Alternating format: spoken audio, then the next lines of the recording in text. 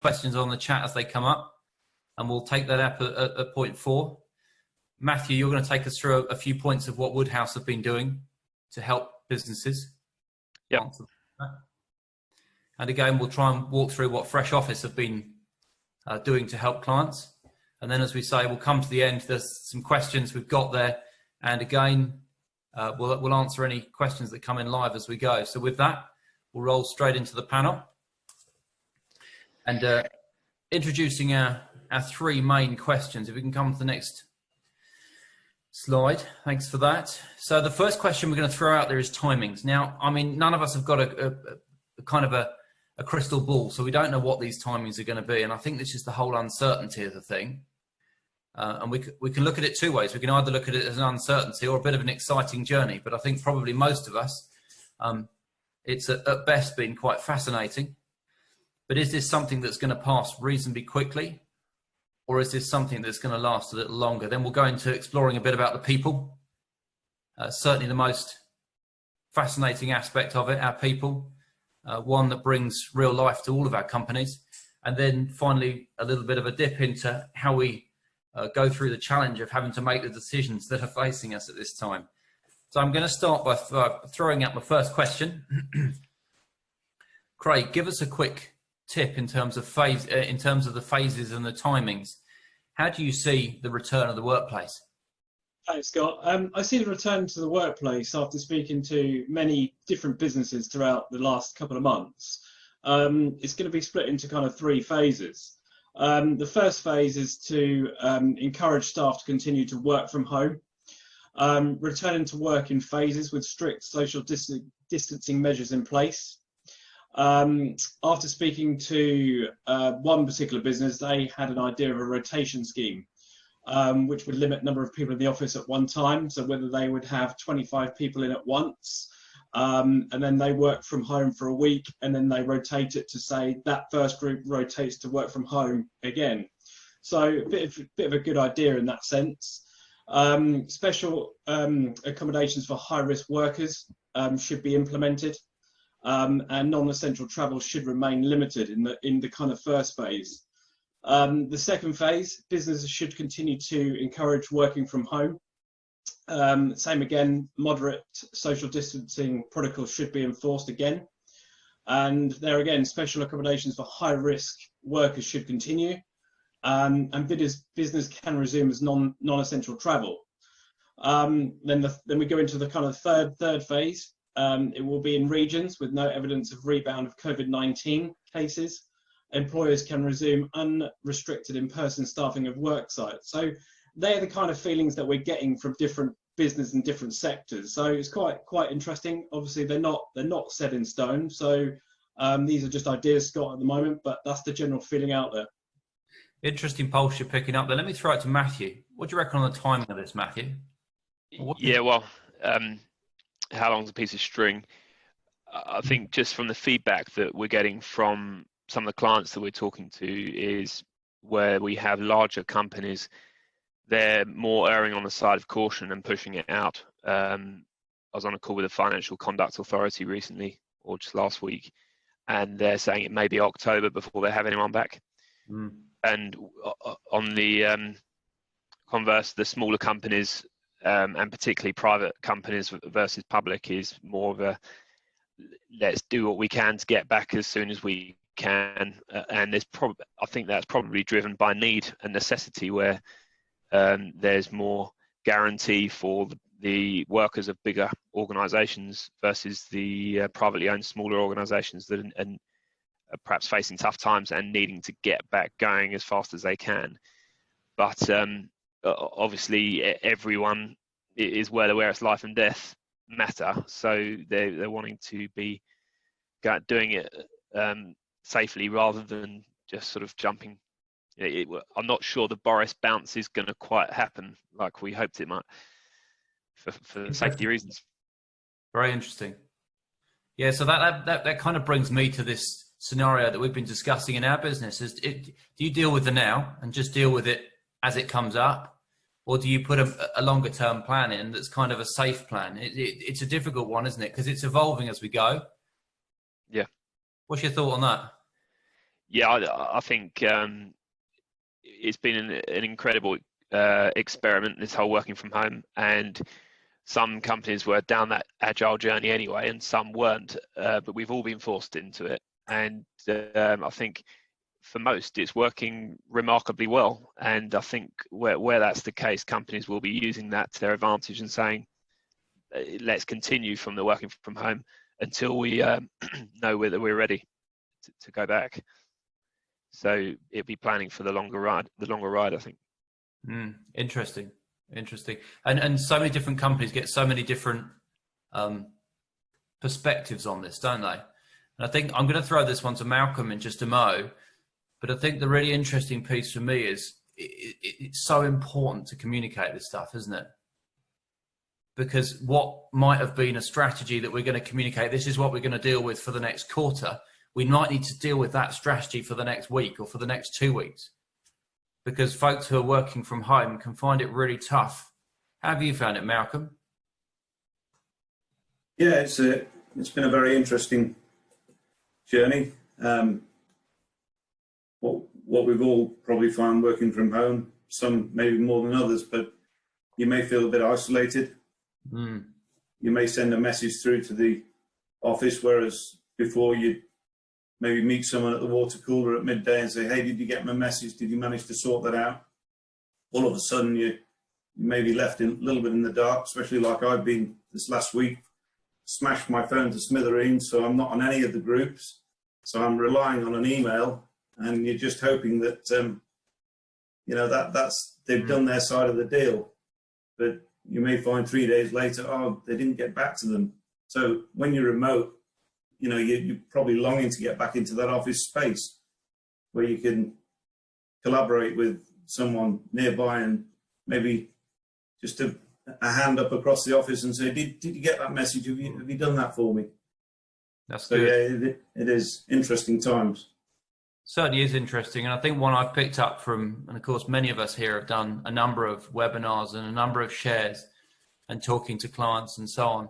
Transparency is the word that seems to be coming through.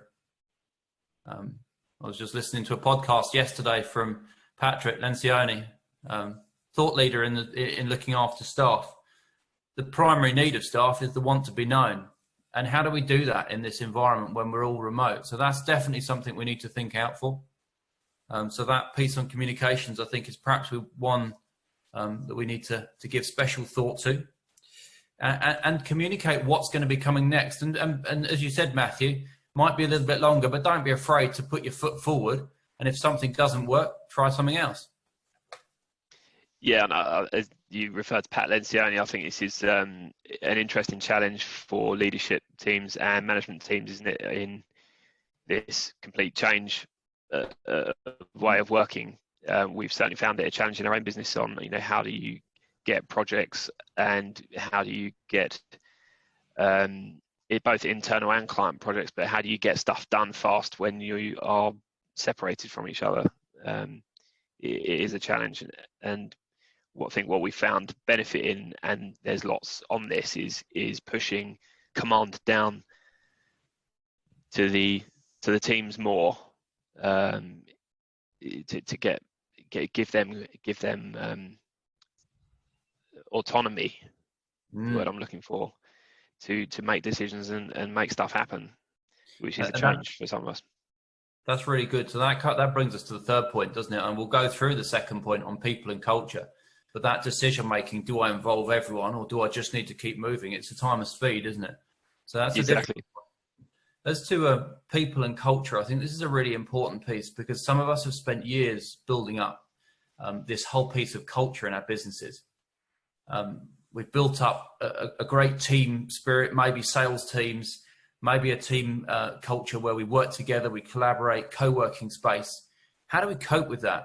And again, I'm going to throw this one out to Malcolm, to you here. Give us a piece in terms of culture and how you found things working. Yeah, it is very interesting. I've been speaking to quite a few of our customers and spoke particularly to a law firm, and they found it very beneficial actually working from home. They've said that productivity has gone up by 20%. And he was so buzzed by that he's actually taken everyone basically their office space home, their screens, everything they need. And he's also set up the office back in London there with new screens and everything, and said, look, there's a space back for you here if you want it. But we're quite happy with the way it's working at the moment. So and then you speak to other companies and they're saying, look, we can't wait to get back into this office space environment. What can you do to help us? So the main thing is to make our staff feel safe. That's what we're trying to do, is engender a sense of loyalty and make them feel safe in an environment. And that brings us back to communication, doesn't it, again? And that whole piece around work from home, I'll throw this one to Craig. Craig, how do you think the work from home culture is going to, we hear this shift from, a small amount of work from home, maybe 20%, to a huge amount. What's the pulse you're picking up on that? Thanks, Scott. I think the pulse that's out there is that more people want to work from home. And this pandemic, I think, could change things. The general feeling is that people want to go in the office kind of 3 times a week, and then have a couple of days at home. And, for me personally, the flexibility is there. It's great. And I think what's most important, you've got to get a leadership buy-in, and ensure that the actual management team lead by example there and communicate to people. We have power hours ourselves. We're working in different locations, but we are, we've got Zoom running all the time. We're gearing each other up, and I think that's what people need as well. Be flexible with employee working hours. People want that work-life balance now, and not just literally from in the office till 7 o'clock, working till 9 o'clock. They want to be able to, as long as we can get the job done. I think employers should be flexible on that. And boost transparency and communication across the organisation. That's so important for people to feel that they are getting all the communication from their manager, from their boss, from their leadership team. I think that's so important. Allow people to provide input, but designate an empowered decision maker on that. Let people have decisions, make decisions, really empower that. Work in short, fast increments and iterate regularly as well. And also create a robust handbook and live by it. Create that handbook and really, really, live by it.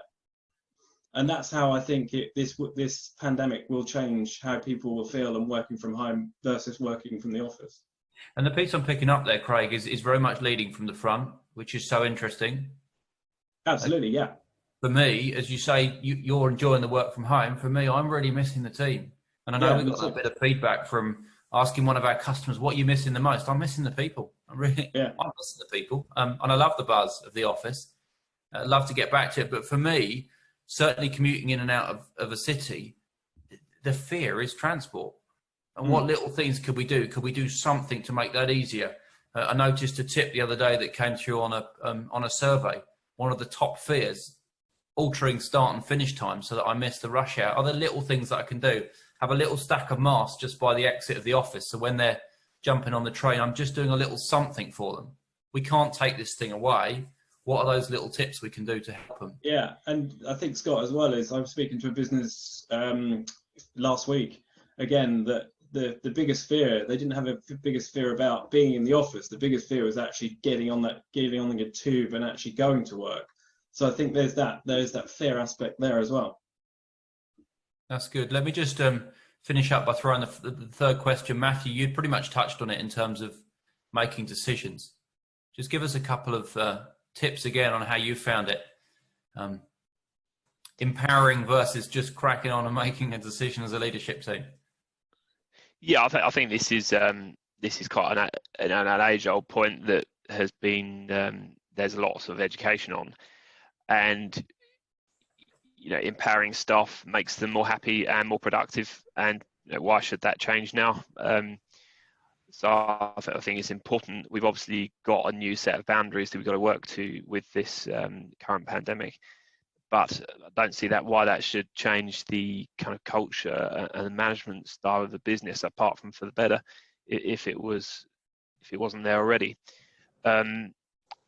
And I think we've already touched on it, but the key thing here is back to your communication point, isn't it? About giving people reassurance that that one, the employer, the manager of the space has done what they need to do to ensure the workspace is safe if it's needed, but also to give people choice, and that's nothing makes people more sort of happy and at home, to use an expression, than giving people the choice. And I think we've got this kind of situation where we've proved it can work. If people want to work from home and they can get their job done, let them work from home. I love that point you made there, Matthew, that if there's a way you've been making decisions, if there's a culture in place, let's not completely change everything. And I think that's perhaps the confidence we need to give each other. This pandemic will pass, and it's tough, and it's tough in different ways. For some lucky ones, they've been absolutely maxed out on their productions multi times where it normally would. But for many others of us, it's been quite a downturn and quite a wrench to have to deal with it. Yeah, absolutely. And for one, I mean, working from home for me is not very easy. You've got a 6-year-old and a 3-year-old, so the disruptions are regular. So it's everyone is different, aren't they? But you've got to take both things. You've got to have your workspace prepared so that it can be used, but you've also got to give people the choice now where people are going to expect a better work-life balance, having tested it. It's really good. Well, perhaps we can hear a few thoughts. If we can jump straight into your presentation, Matthew. You've been speaking up till now, but you can give us a couple of tips on what you've been doing to help businesses. That'd be great.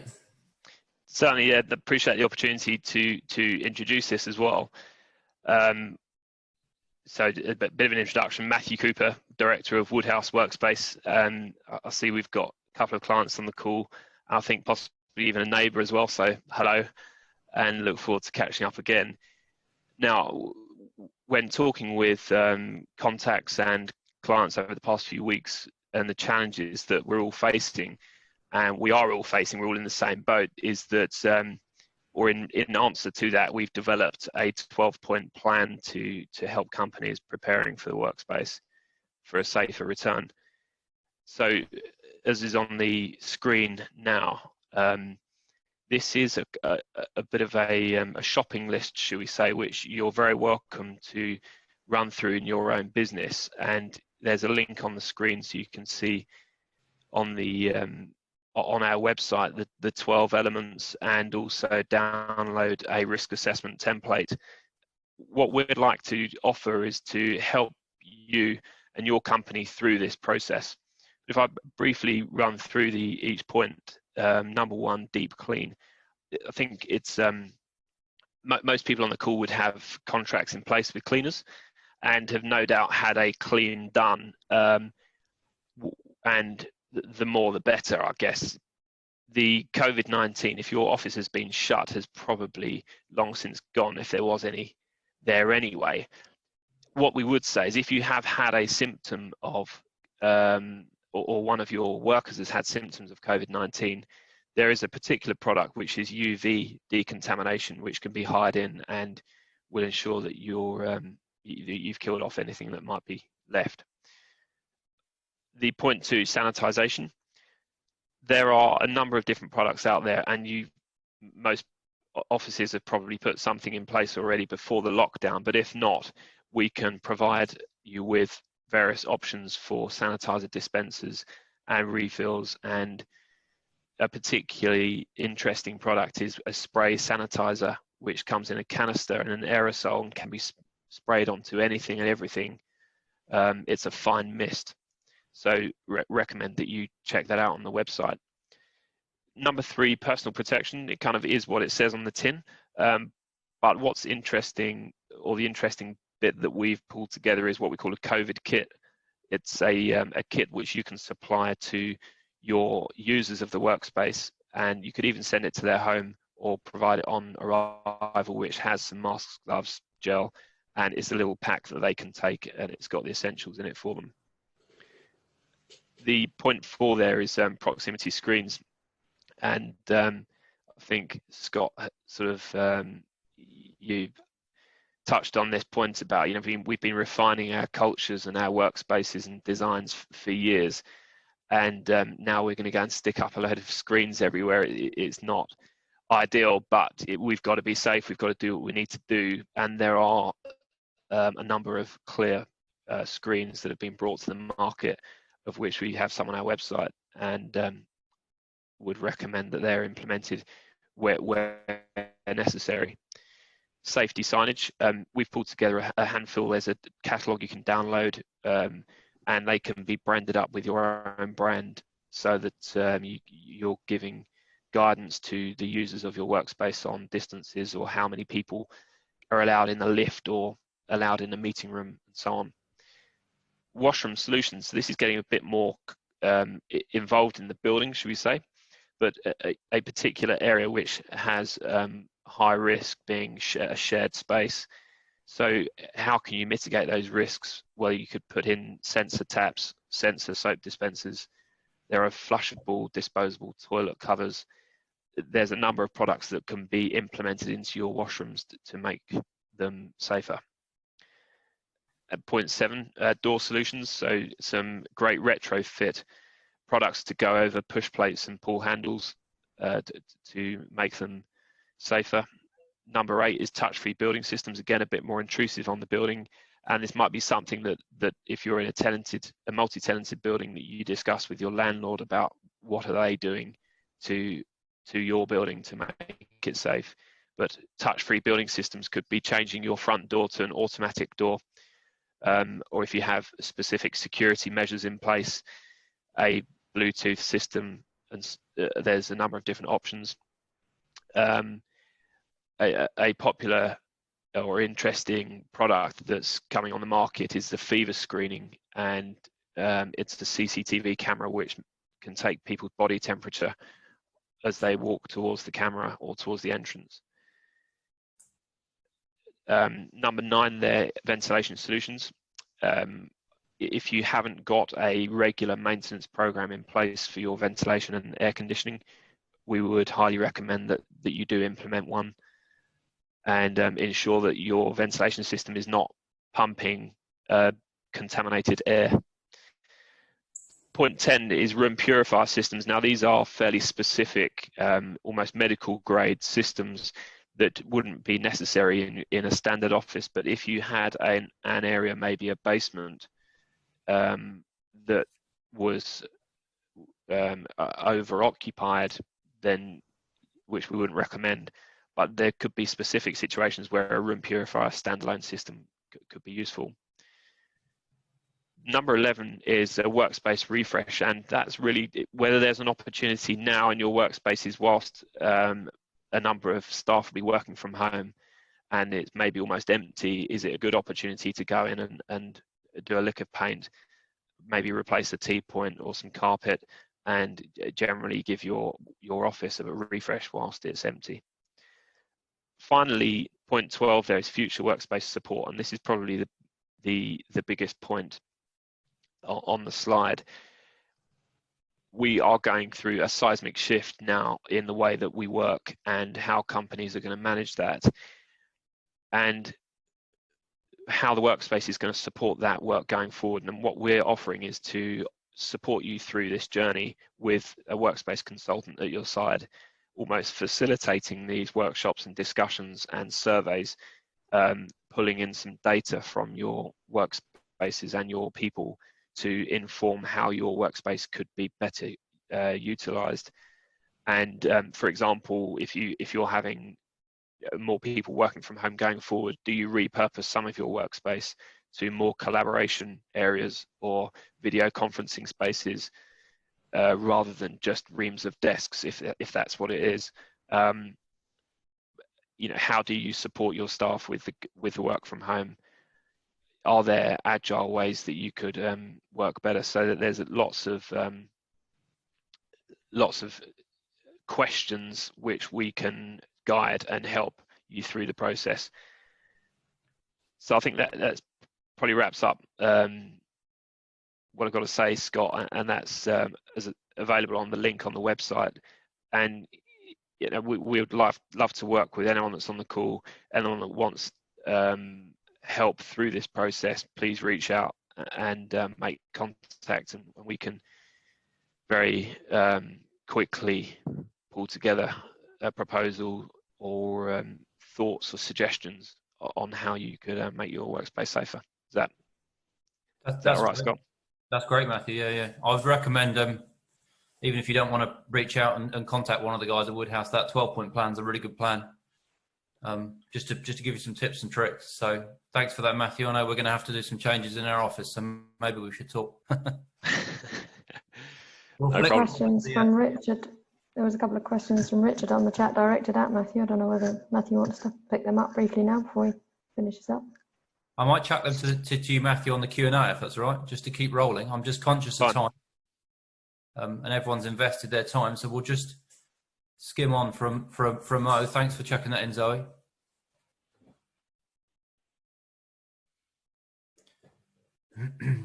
So FreshOffice, we've already explained. This is no divergence in terms of the market. This is just to make offices safer. So if we can just skip straight into the first slide, Zoe, we'll talk about some of the challenges that have been aired. This is feedback that we've picked up from clients. How can I reassure staff? They're reticent to come back. We've talked about this a fair bit this morning. But then if I'm going to do this deep clean, if I'm going to do this sanitize, I don't really want it to feel like a kind of clinical environment. I don't really want it to feel like a hospital. What can I do to make it just safe? And then interestingly, talking to clients, and I've been on the phone myself as well, meeting with clients over Zoom. A lot of them are putting out the two opinions. Some are saying, well, this is just a farce. We don't need to do an awful lot with it. It will come back in time. And others are saying we're going to need to do everything and just about rebuild the office. So it's a very uncertain time. I think what we've pulled together, we can just flick onto the next slide, is two key products which help. The first is fogging, and I'm going to put this out there as a concept product, not to try and sell the product, but just to try and answer a few questions. What do I need to do with my office to actually clean it? So I might need to do a deep clean. I might need to do something more surgical, but going forward, this is going to be a reality we're going to have to deal with, certainly for weeks, maybe months, maybe even in the coming years. We're going to be more aware. So the product we're working with, and I've had to be on a fairly fast track learning, I'm going to show my ignorance. I kind of asked a specialist on that, why shouldn't I just use Dettol? Well, you can use Dettol. For a start, it's an antibacterial. This isn't a bacterial, this is a virus, the current challenge we face. A typical, in looking into this, I'll just share a few facts of a household antibacterial kind of spray.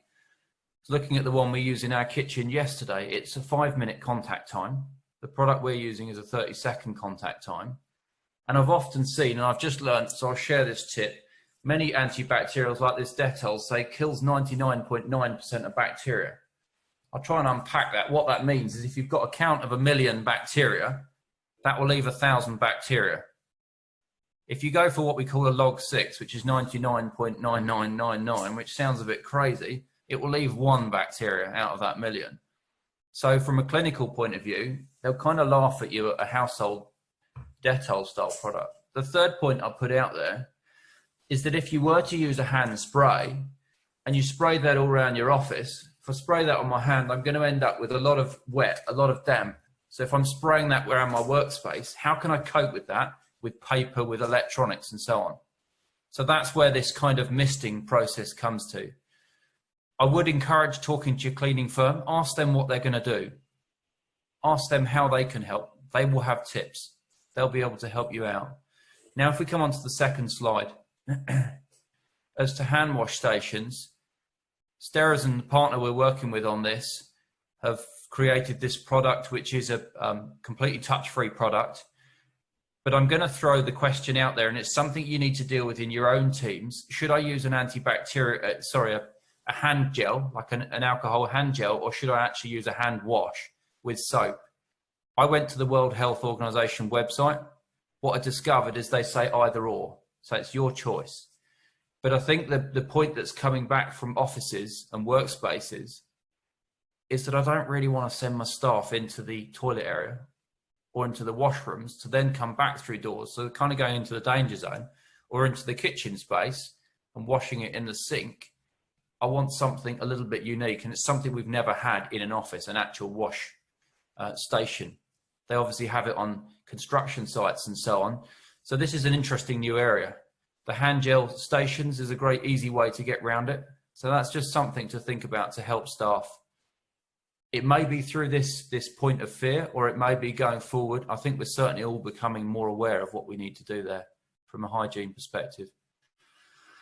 So moving on, how are these schemes working? We see it sitting in very similarly to what we do with other office services. Can be on a free loan scheme. Have a chat with our guys. They'll talk you through different things that we can do. It may be it's a managed solution. It may be it's staffed. It may be something you want to do as a one-off or as a monthly. Anyway round, there's some joint schemes. If you take kind of coffee and the office sanitisation piece together, for example, you'll get a 20% discount. So reach out to us, have a chat. If there's anything we can help with, really happy to. There will be some demonstrations going live in the coming weeks once we're allowed back into offices. We're just here to assist. We've put some ideas together, but if there's anything else that we can do to help. Again, I love Matthew's piece there in terms of when you spoke about the screens, Matthew. We don't want to turn this into some awful culture or some awful thing that you've worked hard to get a great workspace. We're just trying to get it back to that workspace where we can enjoy and come and work together again. Yeah, exactly. And another company, law firm I was talking to, is saying that the last thing they want is all of their staff walking around with visors and masks and gloves on everywhere, because it's so sort of unfriendly. But we've just got to do what we need to make it safe, haven't we? We have, and we want everyone to be focused on the, as we called it earlier, the bounce back. There will be better times ahead, so we want everyone to keep strong. If we could just jump forward now, there's 2 or 3 questions. There's some really great questions coming up. The first question I picked up there, or it was a comment that remotes not always work from home. And thanks, Gary, for your tip there. In terms of isolation, mixing remote and office, getting a bit of circulation, I think that's a great point there. Let's not look at this as a switch. We've got to switch it on, and we're at home today and we'll be at work tomorrow. And this is something that we're going to be in for some weeks and some months.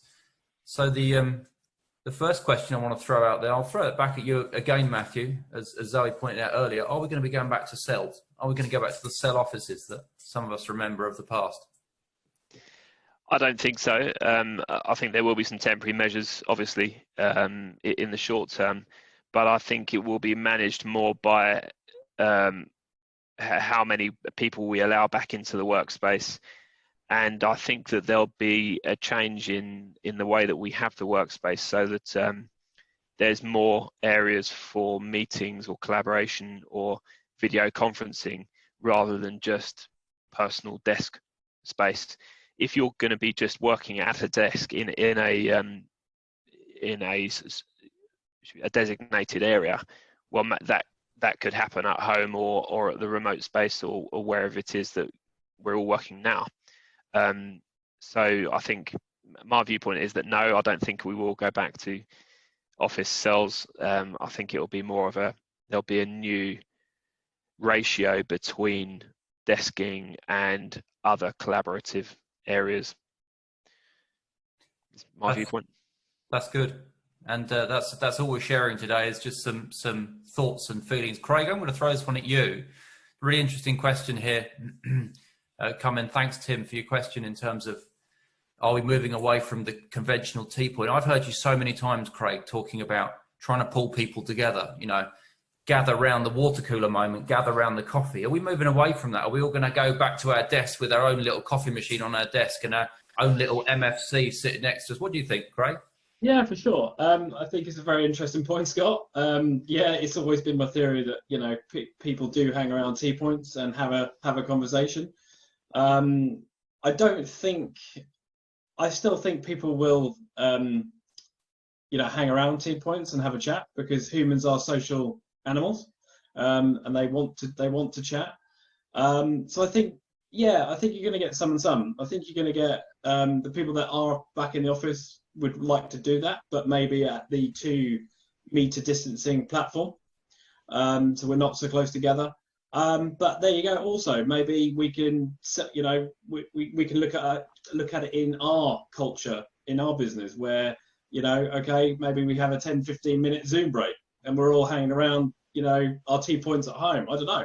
We could be really creative with it.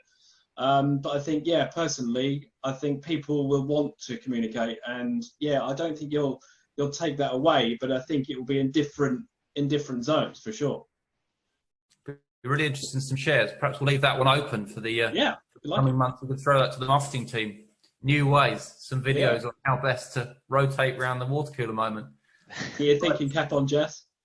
That I'm going to pick up just on your point there as to the 2 meter, because this is probably the biggest question we get. Is 2 meter going to be enforced? And again, we got feedback from a customer yesterday. They're looking at how they can deal with this because their corridors aren't even 2 meters. So there's some real challenges here. And are we going to have PPE? Well, for those of us who are talking to clients on the phone, it's going to be difficult, right? Picking up the phone and wearing a mask at the same time. You know, there's practical realities I think we're going to all have to deal with.